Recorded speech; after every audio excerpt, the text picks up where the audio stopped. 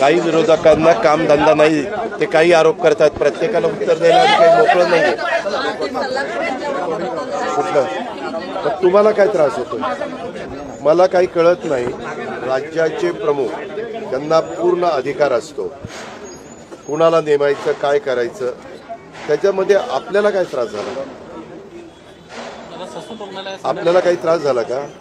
जर आमच्या राज्यामध्ये आर्थिक शिस्त लावण्याच्या करता मी प्रयत्न करतोय, देवेंद्र फडणवीस साहेब प्रयत्न करतायत, एकनाथराव शिंदे साहेब प्रयत्न करतायत, त्यावेळेस काही अनुभवी लोकांना घेऊन त्यांच्या जर वर्ल्ड बँकेशी ओळखी असल्या, त्याच्यातनं आपल्याला जास्तीचा फंड्स मिळत असला तर आपल्याला काय अडचण वाटते? राज्याचं त्याच्यातनं भलंच होणार आहे.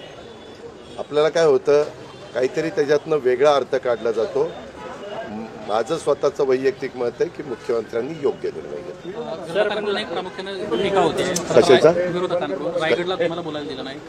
हे ऐका, हे इतके फालतूगिरी चाललेली आहे ह्या संदर्भामध्ये कारण नसताना त्याच्याबद्दल मी आणि एकनाथरावांनी आज ठरवलं, मी एकनाथराव आणि मुख्यमंत्र्यांनी, की इथून पुढं किती घाई गडबड असली तर 2-2 मिनिटं का होईना मी आणि एकनाथरावांनी बोलायचं ठरवलेलं आहे.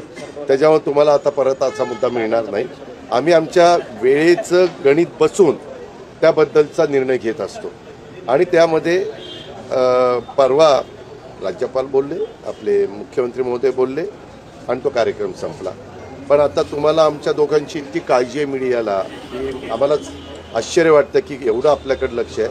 म्हणून मुख्यमंत्र्यांनी आणि आम्ही दोन्ही उपमुख्यमंत्र्यांनी ठरवलेलं आहे की इथून पुढं कुठलाही कार्यक्रम असला तरी वेळ कमी असला तरी थोडंसं तिथं बोलायचं, म्हणजे मग तुमचं समाधान होईल. लाडक्या बहिणीच्या वरतून विरोधक आरोप करतात की ही योजना हळूहळू बंद करण्याचा घाट जो आहे तो सत्ताधारी घालतात. फक्त निवडणुकींच्या पुरता ही योजना जी आहे ती समोर मी यंदाच्या वर्षी माझ्या माहितीप्रमाणे जेवढे अर्थसंकल्पामध्ये तरतूद करायला पाहिजे होती तेवढी तरतूद केलेली आहे. ज्यावेळेस असं काही घडेल त्यावेळेस तो प्रश्न विचारा. आता घडलंय का? नाही घडलं. आम्ही ती योजना चालू ठेवणार आहे हे आम्ही सर्वांना सांगतोय आणि ती चालू ठेवली. शेतकरी योजनांचा क्लासले नावाचा एक निलंबित अधिकारी आहे, तो रोज उठून वेगवेगळे गंभीर आरोप करताना पाहायला मिळतोय. त्याचं असंही म्हणणं होतं की वाल्मिक कराडचा एन्काउंटर करण्याचा. मला त्याच्याबद्दलचं काही माहित नाही. एक मिनिट, रिटायर झालेला, निलंबित झालाय का रिटायर झालाय? हा, मग निलंबित झालेल्या एखाद्या अधिकाऱ्याचं कितपत सिरियसली घ्यायचं ते मी पत्रकार मित्रांनी पण ठरवावं. अंबादास दानवेंचं यामध्ये असं म्हणणं आहे की वाल्मिक कराड जेलमधून फोन करतायत आणि धमक्या. असं कोण म्हणतं? अंबादास दानवे असं म्हणते, मला 3 लोक येऊन. मग अंबादास दानवेंनी त्याच्या पद्धतीचं गृहमंत्री आपले स्वतः मुख्यमंत्री आहेत, काही कागदपत्र असतील तर ती द्यावी, त्याची चौकशी करू आणि कोण दोषी असेल त्याच्यावर कारवाई करू.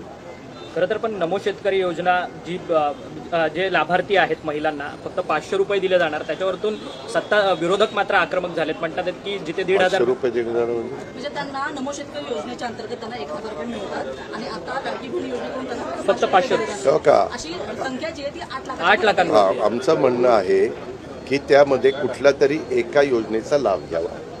मग त्यांनी इकडची योजना जी आहे राज्य सरकारची ती 500ची, केंद्राची ती त्यांना मिळेलच. केंद्राच्या योजनेचा आणि राज्य सरकारचा अर्थार्थी काही संबंध नाही, कारण मोदी साहेबांनी ती देशातल्या शेतकऱ्यांना दिलेली योजना आहे. जर असं काही असेल तर ही 500 रुपयाची योजना ती न घेता 1,500 रुपयाचा म्हणजे लाभ घ्यावा. कुठला लाभ निवडायचा ते ऐच्छिक आपण आमच्या लाडक्या बहिणींवर सोपवलेलं आहे. मंगेशकर रुग्णालयाचा अहवाल आला का? मंगेशकर रुग्णालयाचा अहवाल आला का? आणि आपणच दाखवतोय ना, 2 अहवाल आले, 3रा अहवाल आलाय. असं मी टीव्हीच्या वेगवेगळ्या चॅनलला बघतोय.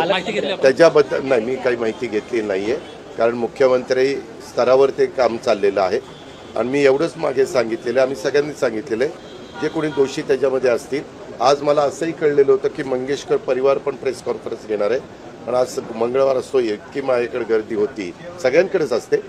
आणि आज माझ्याकडे संध्याकाळची माझी आमदारांची पण मीटिंग असते, त्याच्यामुळे मी आता मीटिंगला खरं तर चाललेलो. पण माझ्या माहितीप्रमाणे त्या संदर्भात योग्य ती कारवाई केली जाईल. जालन्यामध्ये शेतकऱ्यांचे जे गारपिटीचे जे नुकसान भरपाईची जी रक्कम होती जवळपास 50 कोटीची, ती रक्कम तलाट्याने तहसीलदाराचा अकाउंट वापरून काढून घेतल्याचा एक प्रकार समोर आलेला आहे. अशा पद्धतीने शेतकऱ्यांचे त्याची चौकशी केली जाईल. असं कुणालाही करता येणार नाही. तसं काही झालं असेल तर मी ॲग्रिकल्चर मिनिस्टर पण मला आत्ता त्या ठिकाणी भेटतील, मदत पुनर्वसन मिनिस्टर पण भेटतील, कारण ती दोन्ही खाती राष्ट्रवादीकडे आहे. मी आत्ता गेल्या त्यांना असं काही जालना जिल्ह्यात झालंय, कारण आता गाडीतनं जातानाच कलेक्टरला पण फोन करीन की बाबा असं आमच्या एका पत्रकार भगिनीनं विचारलेलं आहे, तर त्याच्यात कितपत तथ्य आहे, खरं आहे का खोटं आहे, आणि जर खरं असेल तर पुढची कारवाई ही ताबडतोब करा. त्याच्यामध्ये पैसे विड्रॉ करून कुणाला दिलेत, काय दिलेत, एवढी मोठी रक्कम एकटा तलाठी हा त्या ठिकाणी गडबड करू, म्हणजे तो सगळे सिद्ध, म्हणजे पुढं आपल्याकडे पुरावे वगैरे सगळ्या आपल्या गोष्टी मिळतील आणि आम्ही कारवाई करू. एसटी असेल तसं काही कर्मचाऱ्यांचा राहिलेला 44% पगार मिळाला आहे. आताच मेसेज यायला सुरुवात झाली आहे. आता अशी परिस्थिती परत ओढावेल का? परत येणार नाही अशी काळजी आम्ही घेतोय. परंतु माझं एकनाथरावांचं, प्रताप सरनाईकांचं, मुख्यमंत्र्यांचं, आमचं सगळ्यांचं बोलणं झालं. मी फायनान्सलाही सांगितलेलं आहे की आरडाओरडा करून नंतर देण्यापेक्षा ज्या त्या वेळेसच दिलं तर कारण नसताना सरकारची बदनामी होणार नाही असं मी सांगितलं. दादा, पण तुम्ही आणि शरद पवार सातत्यानं एकाच मंचावरती सातत्याने येतात, त्यामुळे तुला काय त्रास होतो? आम्ही कुठं एकत्र यावं, काय करावं, तो आमचा अधिकार आहे ना. जर आम्ही वसंतदाता इन्स्टिट्यूटमध्ये, ते स्वतः अध्यक्ष आहेत, मी त्या बोर्डावर आहे. रयत शिक्षण संस्थेमध्ये ते अध्यक्ष आहेत, मी त्या बोर्डावर आहे. त्याच्यामध्ये मी एकटा नव्हतो. दिलीप वळसे पाटील होते, डॉक्टर कदम होते, विश्वजित कदम, त्याच्यामध्ये अनिल पाटील होते, अनेक जण तिथं होते. पण तुम्हाला मीच दिसतोय. कार्यकर्त्यांमध्ये संभ्रम निर्माण तुम्ही काळजी करू नका, तुम्ही काही काळजी करू नका. कार्यकर्ते आमचे हुशार आहेत. आपण आपल्या मनात संभ्रम निर्माण होऊन देऊ नका. दादा, संभाजी भिडेंना